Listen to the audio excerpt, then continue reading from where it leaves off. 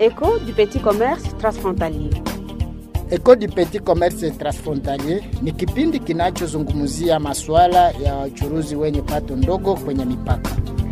Kipindi hiki kinatayarishwa na Agence de Communication Averticom kupitia mradi wa PFCIGL ambayo ni Projet de Facilitation du Commerce et Intégration dans la région des Grands Lacs, yani mradi wa kurahisisha biashara mpakani na ujumuishaji katika kanda la maziwa makuu. PFCIGL ni mradi wa serikali ya Kongo inayozaminiwa na Benki Kuu ya Dunia, yani projet du gouvernement de la RDC financé par la Banque mondiale. Kwa kushiriki kipindi Écho du petit commerce transfrontalier, tuma ujumbe wa SMS au tumia WhatsApp kwenye namba 097 41 22 356 085 088 59 45. Usikilivu mwema. Hujambo msikilizaji na karibu kuungana nasi katika kipindi chako kazi za mradi wa PFCIGL. Kama vile unakuwa ukifuatilia kwenye redio yako pendelevu katika maeneo tofauti ya bonde la mto Ruzizi na mji wa Uvira, tunazungumzia kuhusu kazi zinazoendeshwa na mradi huu kupitia maeneo yote tofauti, na tunakuwa pia tukiweza kuangazia kuhusu maoni tofauti ya wasikilizaji, pia wale ambao wanakuwa wananufaika na mradi huu wa PFCIGL. Kwa leo kama vile kawaida yetu tutakujia na mada ambayo inakuwa inahusiana tu na kazi ambazo zinafanyika, lakini leo tutakuwa tukiangazia zaidi kuhusu kitengo ama kazi za kitengo ya biashara ya mradi PFCIGL. Kazi za kitengo ya biashara ya mradi PFCIGL ndio mada ambayo tutakuwa tukiangazia kwa leo. Katika kipindi hiki utajua hii kitengo ni nini katika mradi, unahusika na nini, na kazi ambazo zinafanyika zitakusaidia nini, wanakuwa kwenye kiwango gani, na nini ambayo itaendelea kesho ili kuhakikisha ya kwamba wanafia yale ambayo yamepangiwa katika mradi wao. Mimi ni Josephine Ngubi, punde tu na kuja na majina walipo wangu. Karibu na twende sote.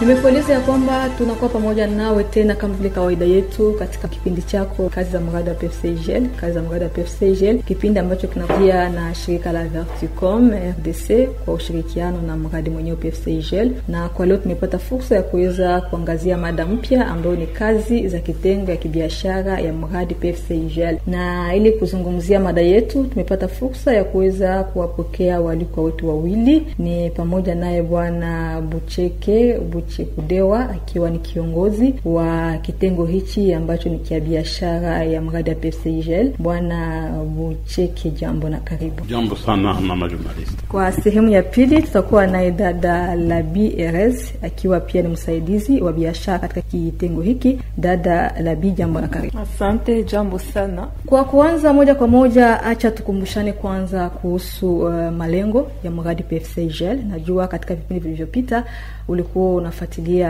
yale ambayo kazi nafanya PFCIGL ni, lakini tukejee kidogo kwenye malengo ya mradi huu. Baba Bucheke, tunaweza kukumbuka mradi wa PFCIGL unakuwa kwanza na malengo gani?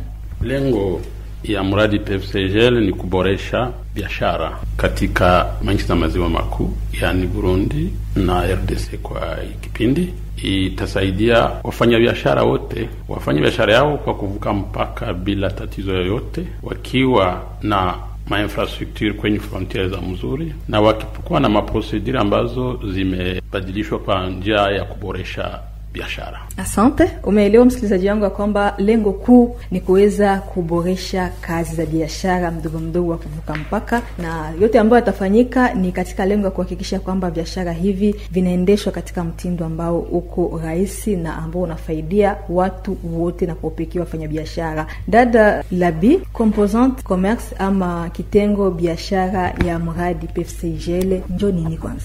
Composante commerce ama composante biashara kama tunatumikisha Kiswahili ni composante ambayo inakuwa na usika na maaktivite mbalimbali ama kazi mbalimbali, sawa vile kwa mfano mafundisho, sawa vile makanuni za mupya ambayo nchi ya Kongo ilisikilizana na nchi ya Burundi kutia en place kusudi wachuruzi wadogo mipakani waweze kuendesha zile kazi zao jinsi inavyofaa. Kama vile tunaongea kuhusu projet, kama vile yeye Bucheka alisema, projet kuna ngambo mbili, kuna kipindi ya mainfrastructure ama mabatima yenye tunajenga kwenye mipaka, pia ngambo wengine tuna ile yenye tunaita soft, ni manake njo ile mafundisho yenye tunafanya, ile makanuni mbalimbali yenye projet inasaidia kutia en place kusudi biashara iendeke vizuri, na kuna pia misaada mbalimbali yenye projet inataka kupana ku wale watu wanasaidia kutosha ma production ya ndani ya nchi kusudi kutane ma exigence kungambo ya nchi zingine, rencontrer ma exigence ya biashara ku niveau international. Njo axe mbili zile zenye tunakutana mungambo ya kipindi ya commerce mu projet. Donc apart ile mabatima tunafanya pia ile maaktivite kwa sababu ziko complementaire. Wakati unafanya tu ile mabatima bila kushughulika na ile mafunzo, bila kushughulika na ile kusaidia wale watu wenye wanatengeneza ile marchandise yenye nashie tunaweza peleka leo au kesho tunapeleka mungambo ya nchi jirani, kama uchange ile yote mbili kurahisisha biashara haitakuwa efficace kwetu, haitatosha maresulta za mzuri. Asante dada Labi kwa kuweza kutuelewesha na kutukumbusha kwamba hii mradi inakuwa na ile sekta mbili,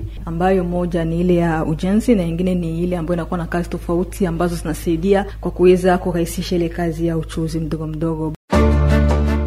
Mradi wa PFCIGL ni bahati kubwa kwa nchi ya Jamhuri ya Kidemokrasia ya Kongo. Sisi raia wa DRC tunajivunia mradi wa kurahisisha biashara mpakani na ujumuishaji katika kanda la maziwa makuu.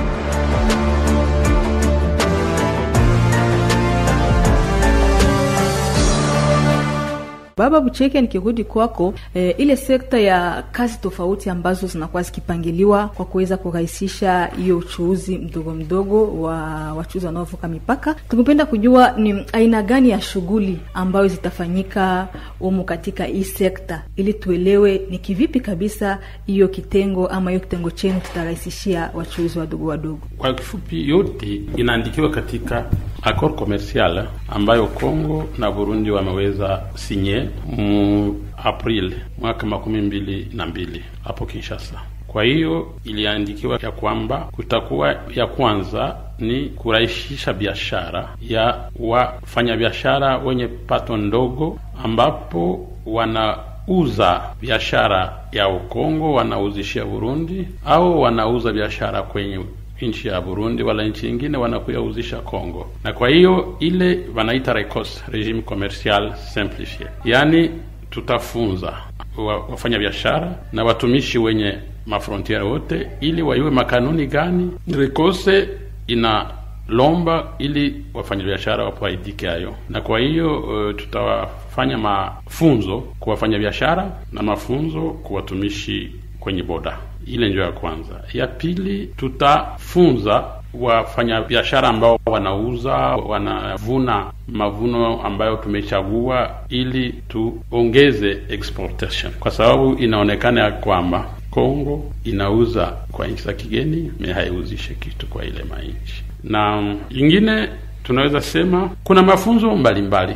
Kuna mafunzo ambayo inaelekea RECOS, kuna mafunzo ambayo inaelekea regle d'origine. Sio kama regle d'origine mnajua, regle d'origine ni kwa mfano unaleta biashara kama unabifisha kwenye frontiere, wenye custom douane inapaswa jiasireke ile chakula, paske tumesikilizana na nchi ya Burundi liste ya produit 66 kama kuko ingine iko yulu ya ile haita beneficie na RECOS. Na RECOS haiko kusema ni biashara inaingia bure, me wanatosha tu frais de douane. Ingine mafrais zitalipiwa, me balipunguza mafaktiri. Ingine mafunzo tutapana ni mafunzo ambayo inaelekea regle minimal, mafunzo ambayo inaelekea namna gani kuvuka kwenye frontiere one stop border post, ni frontiere area unique, kwa sababu majengo yenye inafanyika ni majengo ya kusaidia biashara, haiko kujenga nyumba, ni kujenga frontiere ambayo ina kama kanuni zote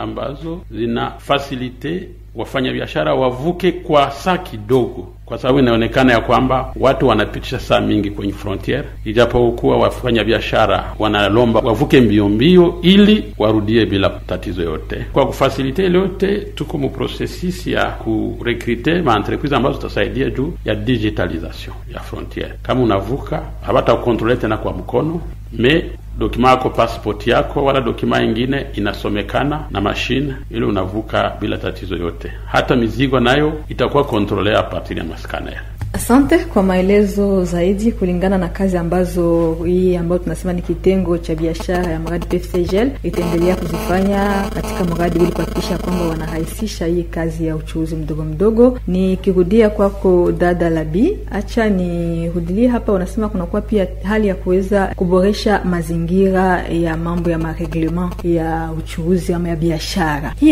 inaundwa na nini? Ni reglement aina gani? Mtafanya nini kuhakikisha kwamba mnaboresha hii hali na kurahisishia wachuuzi wadogo kuvuka mipaka? Asante. Sawa vile tulisema mbele, nchi ya Kongo na nchi ya Burundi ilisinyaka accord mu 2022. Ile accord commercial inatia makanuni yenye ile nchi mbili inakubaliana kutia en place kusudi biashara mipakani ifanyike gisi na vyofa. Sasa kusudi ile accord ifanyike, shie sawa vile muradi PFCGL tunasaidia kumettre en place ma document yenye iko ya lazima ya muhimu yenye inahitajika kusudi ile accord ikuwe effective ku terrain. Mwele ma document kwa mfano mimi naweza sema sa vile Bucheka alikuwa anasema kuko ile arrêté yenye nasema kama rekose itakuwa na application ku niveau ya nchi yetu. Donc ile ni arrêté interministériel entre ministre wa finance wa Congo na ministre wa commerce. Ile arrêté inatia ma facilitation yenye nchi nakubalia kutilia en place kusudi ba churuzi badogo mipakani basikwe wanalipa franka ya mingi. Kwa mfano ku OCC atalipa ngapi, ku services za quarantaine Mascave, SKH atalipa namna gani, ku DGDA mchuruzi atalipa namna gani. Na ile malipo yote tukiangalia ile maarete tunaona gisi inapunguzia wale wachuruzi wadogo mipakani malipo walipashwa fanya. Apare ile arete ya RECOS, kuna pia ingine ma instance yenye projet ilisaidia kutia en place kusudi ile biashara mipakani ifanyike namna inayofaa. Katika ile ma structure tuna kwa mfano ma comité locaux de facilitation du commerce. Donc ni makamati yenye iko na lengo ya kusaidia kurahisisha biashara mipakani. Mwa ile makamati tuna ma service yenye zinatumika ku frontiere, ma DGDA, OCC etc. Tuna pia wachuruzi wadogo mipakani, tuna FEC, tuna societe civile ya kila mwingine. Donc ukifika kwa mfano twale mfano ya Kavimvira au tunafika mipaka ya Kiliba, tukifika mpaka ya Nyamoma au ya Rubenga, utakutana kuko ile makamati na watu wenye wanahusika na biashara mipakani pale kwa ile masite mbalimbali wako mambo wa ile makamati. Wanakutana na kila mwezi, wanaongelea mashida mbalimbali yenye watu wanapata pale kumipaka na wanaangalia ma solution wanaweza tia en place kusudi biashara iendeke vizuri. Ile inaingia toujours mu cadre ya saidia ile accord yenye nchi ya Kongo na ya Burundi ilisinye itoshe matunda. Apare ile kamati yenye ku niveau yetu ya local, kuna pia ingine makamati yenye nayo inafanya ile objectif ile mission ya kurahisisha yenye tunakutana ku niveau national. Maana unakutana pale ba chef ya nchi benye ile marapport yenye makamati yenye ku niveau local ina rapporter kwa wale benye biko yulu kusudi kama ni probleme kwa mfano yenye na lomba ministre mwenye ko Kinshasa ndio mwa intervenir pour que tupate sulubisho, ile rapport inamufikia na naweza kukamata action fulani. Kuna makamati pia yenye iko ku niveau regional, maana yenye inatukutananisha shie na Burundi. Unaonaka wakati kwa mfano mko mu biashara kunaweza kuwa shida yenye mimi nafuata, mimi niko mchuruzi mdogo, mimi nafuka ngambo ya Burundi, mimi napata tatizo fulani. Sababu ya kusudi ile tatizo ipate sulubisho ku niveau yetu ya Kongo abatapata ile sulubisho, inabidi tuongee na wenzetu wa Burundi kusudi tupate sulubisho kwa ile problem yenye mimi nilipata. Sasa kuna kamati pia yenye projet ina accompagner ku niveau regional na njo ile kamati ndio inasaidia ku résoudre ile maprobleme yenye tunaweza kuwa nazo, inaimplike inchi zetu zote mbili. Donc ile yote inaingia mwele cadre ya kurahisisha biashara na makadre reglementaire. Tukirudilia ku yenye Bucheka alikuwa naongelea kuhusu digitalisation ya mafrontiere. Kwa mfano, wakati unapita ku frontiere, tutwale mfano ya frontiere ya Kavimvira. Wakati unavuka pale, unaona kama tuseme ngambo ya inchi jirani banakamata bike njo biko banatuenregistre amu. Sawa mimi nafika na CPGL yangu banakamata bike banaanza kunienregistre. Ile bike inakamata muda ya mrefu sana. Wakati kwa mfano ungifika pale bananianzika tu mu machine na directement jina yote nakuya. Mtu mwenye anafika pale kusudi banze kwanja andika inanikamata muda mrefu. Ce qui fait que mie mchuruzi, mimi niko mama. Kusudi nendefanya uchuruzi yangu, ifo kwanja nitoke kwa mfano na nilisha tayarisha batoto. Yafaa nitoke nilisha tayarisha bwana. Yafaa nitoke nilisha. Sasa wakati yangu niko naisabia. Haife nikauye pale ku frontiere. Sasa tunaona kama ukianza andika detail nyoko na andike na kula muda mrefu ule mama na cheleo. Sasa kusudi tusaidie bale ba mama bachuruzi badogo benye banakuwa haiko biashara tu njo kazi yabo, ifo wanafanya ma procedure yabo ku frontiere musa ya kidogo. Njo mwana tutafanya ile digitalisation.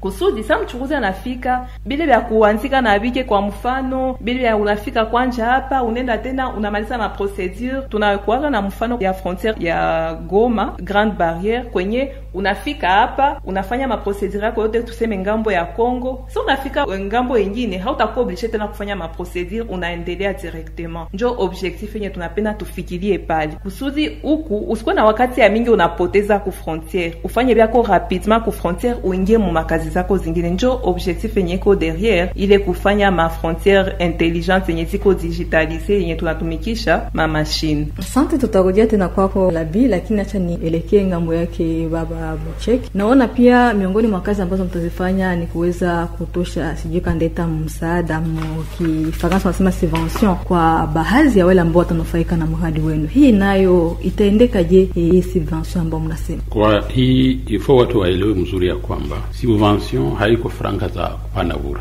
Watu waelewe. Subvention ni pesa ambayo government ya Congo imetia la disposition ya population ili tu reprendre na transformation ya maproduit ya ma chaîne de valeur. Na ili reprendre ile subvention inaonekana kama wa beneficiaire ni kategori tatu. Ni wa commerçant transfrontalier ambao wanavukisha biashara, kwa sababu wakati tulikuwa tuna prepare projet ilionekana ya kwamba wafanya biashara wanavukisha biashara kwa nguvu. Ndio tukaona kwamba kama kukugisi wakipresenter business plan ya bien, ça signifie que association des commerçants transfrontaliers, ba agripreneur, association des agripreneurs ou coopératives, wala wa prestataire, wa transporteur par exemple, kati ya Uvira Bukavu, Uvira Burundi, Uvira ailleurs meme benye biko na mabato, ili biashara ifike kwa mbio haviharibika. Ndio gouvernement ikasema okay, tuangalie watu ambao wanaweza kusaidia kwa ile kazi, surtout wafanya biashara, ili wa bénéficier na ma appui en termes de transformation ya ile ma produit. Tukamate mchele. Kama mpunga inatoka Kongo, ilikuwa inatoka Kongo inaenda Burundi, si vile? Kwa sababu Burundi kuna decortiqueza mzuri. Sasa inarudia kuisha kwa produit fini. Wenye wanachuruza mchele wala wenye wanatransform mpunga wakikuwa na gisi ya business yao iko mzuri, business plan wanasema plan d'affaires itakamatiwa. Mais kwa hiyo haiko projet pekee ndio utajifanya. Projet il recruter entreprise Kivu entrepreneur Deloitte ili ifanye ile kazi yote ya processus ya selection ya ba beneficiaire ya ma subvention. Mais tungali mwanzo. Processus iko 5. Ya kwanza ndio tungali yako ya kuprepare ma document zote za kuappuyer ile processus. Ya pili itakuwa campagne de sensibilisation pour que watu wa déposer ma candidature zao. Et dira ile campagne watafunza wafanya biashara wote, mais hatuappuyer mtu mmoja. Kama uko individu ndio tunaweza sema mtu mmoja hauko eligible kwa ile subvention. Il faut appartenir kwa association, réseau d'entrepreneurs ou une société de plusieurs personnes d'entrepreneurs pour que vous bénéficiez na ile subvention. Pendant ya campagne ya sensibilisation, hii itafuata après période ya identification, ma coopérative wala ma association zenye hazitakuwa zimefikisha ile makondition bataba forme ili waziregroupe mzuri, zikuwe vrai cooperative, zikuwe association, parce que haifai pesa ipaniwe kwa watu ambao hawiko katika ile mavikundi. Ya pili, après campagne ya sensibilisation, batu batadepose ma plan d'affaires zao pale. Kazi ya selection inaanza, watatumika ili wa selectionner ma cooperative ambazo zitafikisha ile ma condition, na objectif yetu ya kwanza ni kureprendre avec la transformation ya ma produit de chaîne de valeur, ili kwa sababu Kongo ilikuwa nchi ambayo inauzisha kafe, inauzisha mchele kwa dekotiki, inauzisha miogo wala bunga ya miogo, inauzisha miindi, inauzisha mafuta. Kwa leo inaonekana Kongo ndio inakuwa sasa ya kuuza tu ile mavuno yote ya vile ile maproduit. Sasa susi yetu ni kusema kesho na shie kama tunabeba Burundi biashara, turudie na biashara vingine vya Burundi meisi kwetu, biashara ya nchi zingine ndio zinakuya kwetu, zetu haziende kule. Na ndio maana yeye dada alisema inaelekea certification, accreditation, ile na inalomba ifanyike ili biashara ikifika kwenye mpaka isikataliwe. Na ile haibaki tu pale, kwa sababu kwenye watapata ile appui, watapata subvention, na wengine watapata appui technique. Yani kuko wengine wenye tuko tunafanya ya kuappuyer ma avec, parce qu'au sein de ces structures ya ma association wal développer un mécanisme individuel ya kuji autofinancer. Mais namna ina fonctionner ile ma mécanisme zao inaonekana ya kwamba hayo fonctionner mzuri, ndio maana projet kwa recruter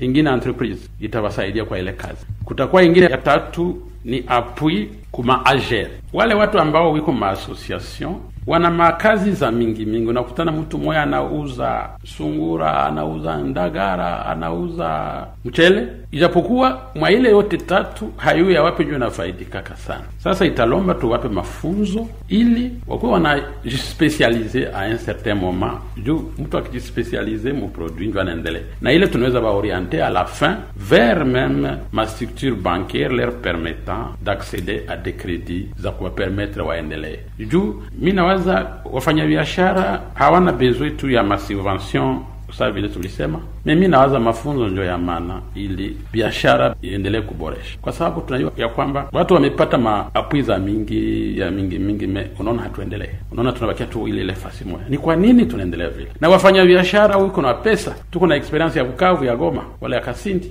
wala wafanya biashara hawakuwa na pesa, lakini sasa tuliwapa mafunzo namna ya kukotize regulierement. Leo wana pesa na wanaanza kupatiana mikopo. Na ndio kwa maana tunasema hatuwezi achilia ile parti ya Mavec, parce que avenir yao itakuwa petete mwa ile Mavec.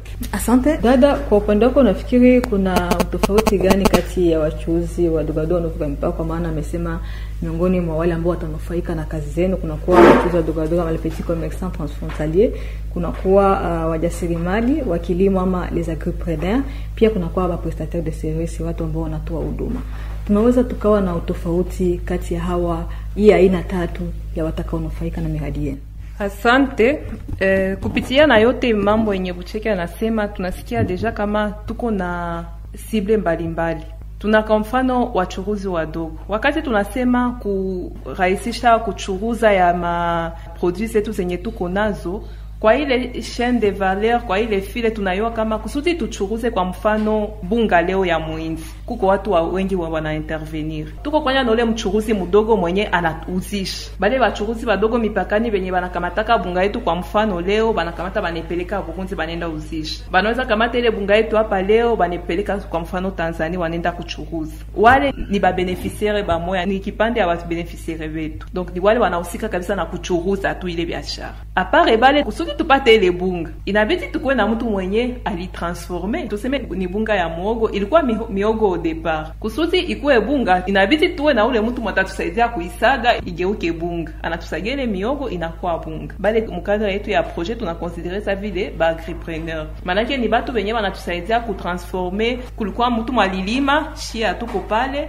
ikishalimiwa, ikishavuna kwa mfano matunda, tuko na bale batu wanahusika na kubi transformer. Tuna mamulin, tunabale ma entreprise na ma association ma cooperative zinafanya transformation tuseme ya jus, bale ndio tunaita chie wa agripreneur, wanatusaidia kutransformer ile vitu yenye tuko navyo, kwa sababu ilionekana kama chie Kongo atupeleke vitu nje, na wakati tunauliza jua nini vitu yetu haitoki, wanatuambia vitu yenu haiheshimie kanuni. Sasa chie lengo letu tunasema tutasaidia wale wa agripreneur, wanatusaidia kutransformer kusudi wakati wana transformer ile biashara mbalimbali ikutane makanuni yenye iko exige na mainchi jirani. Apare wale wa agripreneur tuna watu we wanawasaidia kusudi, kwa mfano mimi niko mchuruzi mdogo, nikamate bunga yangu niipeleke Rwanda, niipeleke Burundi, niipeleke Tanzania, niipeleke Uganda, niko na lazima ya gari, na ile gari kuko mtu mwenye anakwaka na ile kazi yake yeye ni kusema nisaidie huyu atwale vitu yake aipeleke ngambo fulani, ndio tunaita ba prestataire. Tuko kwa mfano na watu we wana transformer, tuseme mimi na transforma kama jus, kusudi ni transformer maji, niko na lazima nikuwe na mtu gari yenye tanisaidia kwa mfano kutosha maji mu terrain inifikishie hapa kuizine yangu. Niko pia na lazima ya mtu mwatanisaidia kutoa ile maji yangu kuiambale mu mabouteille en tout cas yenye iko ya mzuri. Bale wote tunabaita ba prestataire ya ma service, ni bake ni basaidizi ya ba commerçant, ni basaidizi ya ba agripreneur. Donc boy biko vraiment pale mkurahisisha kazi ya bachuruzi na kazi ya ba agripreneur ifanyike gisi na vyofa. Sasa kose ningeongeza ingine kazi yenye projet itafanya toujours kusaidia kuchuruza vitu nje, na shie bitu yetu savile wakongomani tuliproduire bitu yetu na shie ionekane kuma marché, tukue Burundi, tukue fasi na fasi. Inafaa pia batu wajue kama tuko na biashara ni matangazo. Sasa tunasema okay, ça ne suffit pas tu produire, il faut tena tujulishe batu kama tuko na ile babitu yote, na ndio maana tuko na activité ya ma promotion. Il faut tuna promouvoir huyu tunaona kama cooperative fulani inatengeneza kama maji, cooperative fulani inatengeneza kama maziwa ya mzuri. Il faut tunafanya matangazo kusudi ile bitu ijulikane kama inafanyika, na tujue kama mimi nauza kwani kuna lazima kitu fulani na ndaipata ku cooperative fulani juu alinifanyisia matangazo. Ndio maana projet iko na ile activité yenye tunaweza tutafanya na mafoire, tutasaidia wale wachuruzi kufanya na ma mission d'affaires, manake tuseme ba repreneur tuseme ba Kongo banatoa mabitu yenye banatengenezaka banenda ku exposer fasi fulani. Ile ni ma activité yenye projet na waza na kufanya kusudi ile benye tutasaidia ku produire bisishe tu Mkongo, bisishe tu Mushamba, bisishe Uvira, bisishe Kiliba, lakini tufanye matangazo kusudi kila mtu mwenye anaweza kutuuzia kunivo ya dunia atuuzi. Mradi wa PFCIGL ni bahati kubwa kwa nchi ya Jamhuri ya Kidemokrasia ya Kongo. Sisi raia wa DRC tunajivunia mradi wa kurahisisha biashara mpakani na ujumuishaji katika kanda la maziwa makuu.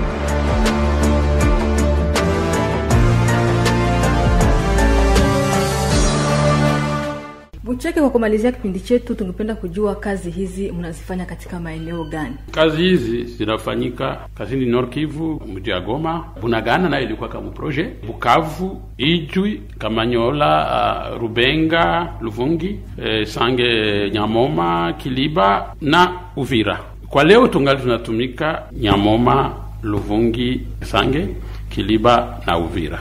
Na kwa hiyo ile kazi yote ambazo tunafanya, tulisema kuna kazi ya majengo na kuna kazi ya assouplir ma procedure, kwa sababu sasa vile tulisema ukijenga mwili bila kujenga roho hakuna kitu lijenga. Paske mwili ni kama vile tunajenga ma infrastructure, ni roho ni kama vile watu ambao wanatumika katika ile. Na ingine ambao tunafanya, watu wanawaza namna wanafanya vitu na njoo namna inastahili. Hapana, kuna makanuni ya kufanya. Na hiyo yote ni mkopo. Ifo watu wajue kama wanavuka mpaka wanapaswa lipa kodi, si je peux dire droit de douane, wanapaswa lipa ma tax. Na watu wote watabeneficia na ile cost. Usikuye uko commerçant normale unaleta vitu recourse. Maana tuna focaliser sana kwa association. Association isiko ya jina, association iko ya ukweli. Selection ya ma beneficiaire itarepond kwa ile ma critères zote ya gouvernance. Il faut que kukwe gouvernance ya mzuri mwa ile ma coopérative na ile ma association, parce que imeonekana association hatukose mais développement haikui. Na ndio kwa maana tunapenda ile ma association zikuwe vraiment bien gérée, ili miaka 5 kisha mtu apite akutane watu walitumikaka kweli. Asante Bucheke, asante Labi, asante pia kwa wasikilizaji wote ambao wamekuwa pamoja nasi katika kipindi hiki ambacho ni kazi za mradi wa PFCIGL. Tunashukuru kwa kuweza kututegea sikio. Mimi ni Josephine Mungubi, tukiona kwa wakati mwingine kwa majaliwa ya Mwenyezi Mungu. Kwa hiyo Mradi wa PFCIGL ni bahati kubwa kwa nchi ya Jamhuri ya Kidemokrasia ya Kongo. Sisi raia wa DRC tunajivunia mradi wa kurahisisha biashara mpakani na ujumuishaji katika kanda la maziwa makuu.